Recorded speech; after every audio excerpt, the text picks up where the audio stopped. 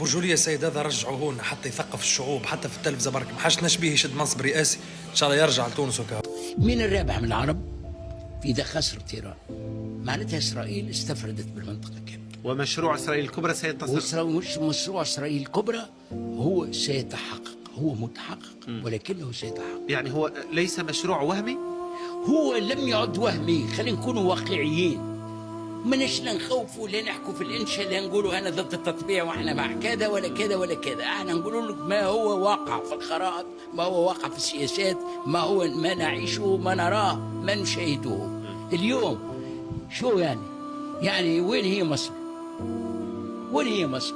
مصر في الوحل، مصر السودان خربان، ليبيا خربانه، اثيوبيا تحارب، الصومال خربان، اليمن خربان، غزة خربان.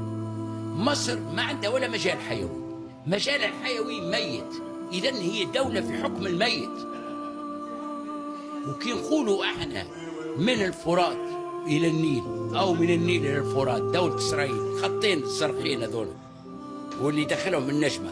نعم. هو خط نيل وخط الفرات، هذا ما يسمى مشروع إسرائيل. اي هذا مشروع إسرائيل. شو النيل؟ وين هو النيل؟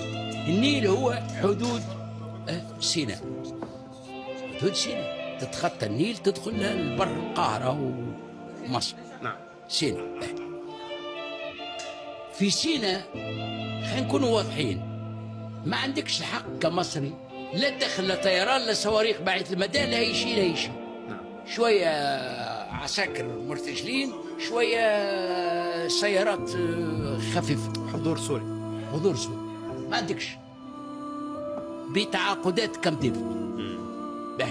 إذن المنطقة هذه كلها هي تحكم فيها بالعين، هي مسيطرة عليها، هي مسيطرة عليها بالعين سيطرة.